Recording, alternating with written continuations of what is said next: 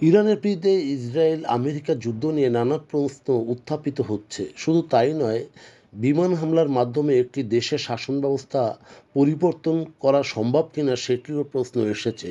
ইরানের শীর্ষ পর্যায়ের নেতা, কমান্ডার, গবেষকদের লক্ষ্যবস্তু করা কতটা আইনসঙ্গত এবং এর প্রভাব বিশ্বজুড়ে কী হতে পারে।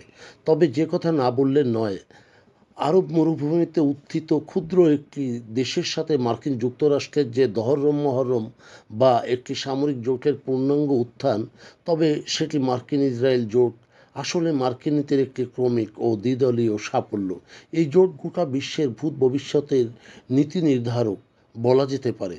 আঞ্চলিক সামরিক আধিপত্য, শক্তি বা একটি বিশ্ব পরাশক্তিকে আরও নিবিড়ভাবে আবদ্ধ করার মাধ্যমে গোটা আরব শাসকদের এক কাতারে দাঁড় করানোর মতো সাফল্য দেখিয়েছে এই ইসরায়েল মার্কিন জোট। তবে সবসময় যে যুক্তরাষ্ট্র ইসরায়েল বন্ধুত্ব ছিল তা কিন্তু নয়।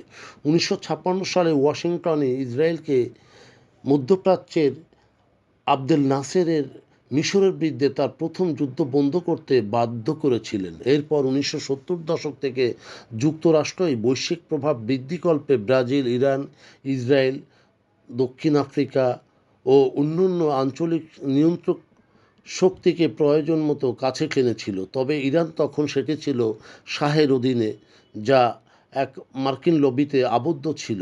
ইসরায়েলের আরব শত্রুদের যে অসন্তুষ্ট করার ভয় বা ইসরায়েলের আত্মরক্ষার স্বীকৃতির উপায়ে জোর দেওয়ার কারণেই সামরিক অভিযান দুটি দেশ মূলত দূরত্ব বজায় রেখেছিল। 1991 সাল যুক্তরাষ্ট্র ইরাকের মধ্যে যে সাদ্দাম হোসেনের বিরুদ্ধে পারস্য উপসাগরীয় যুদ্ধে ইসরায়েলকে দূরে রাখতে চাপ দিয়েছিল, কারণ তাদের সঙ্গে আসলে আরব রাষ্ট্রসমূহ অসন্তুষ্ট হতে পারে এবং যে ডজনখানেক দেশ নিয়ে সেই জোটটি গঠিত হয়েছিল সেটি বিভক্ত হতে পারত। ইসরায়েল কখনোই ইরাক বা ইসলামিক স্টেট আইএসএসের বিরুদ্ধে অথবা 9/11-এর পরবর্তী যুদ্ধে যোগ দেয়নি।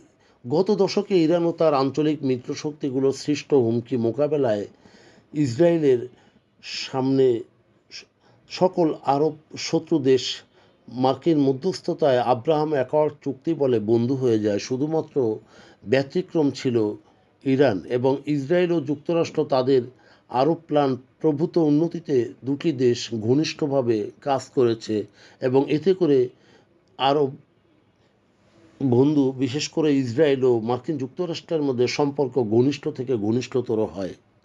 ট্রাম্পের প্রথম মেয়াদে আরব আমিরাত ও বাহরাইনের সাথে ইসরায়েলের কূটনৈতিক সম্পর্ক স্থাপন হয় এবং বন্ধুত্ব হয় পেন্টাগনের সাথেও। 7ই অক্টোবর হামলার পরই ইসরায়েল তার অস্তিত্ব সংকটে বাইডেন কর্তৃক মার্কিন যুদ্ধ জাহাজের সহযোগিতা পায়। তবে মার্কিন বাহিনী সৌদি ও অন্যান্য আরব দেশের সহায়তায় ইরানের ড্রোন ও ক্ষেপণাস্ত্র থেকে রক্ষা করতে সাহায্য করেছিল। কিন্তু ট্রাম্পের দ্বিতীয় মেয়াদে যুক্তরাষ্ট্র ও ইসরায়েল আক্রমণাত্মক ভূমিকা অবলম্বন করে।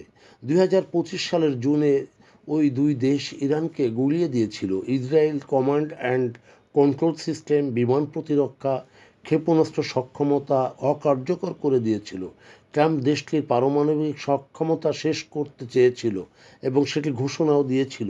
ইরানের নেতৃত্বকে নিশ্চিহ্ন করতে এবং আইআরজিসিকে পঙ্গু করে দেওয়ার উদ্দেশ্যে যৌথ আক্রমণও সুপরিকল্পিতভাবে আয়োজন করেছিল। লক্ষ্যবস্তুতে আক্রমণে ইসরায়েল মার্কিন যুক্তরাষ্ট্র যে দীর্ঘদিন যাবৎ গোয়েন্দা তথ্য বিনিময় করেছিল সেটিরও খবর বিভিন্ন মাধ্যমে প্রকাশ পেয়েছে। ইরানি নেতাদের লক্ষ্য করে গুপ্ত হত্যা এটি মার্কিন নিষেধাজ্ঞার পরিপন্থী।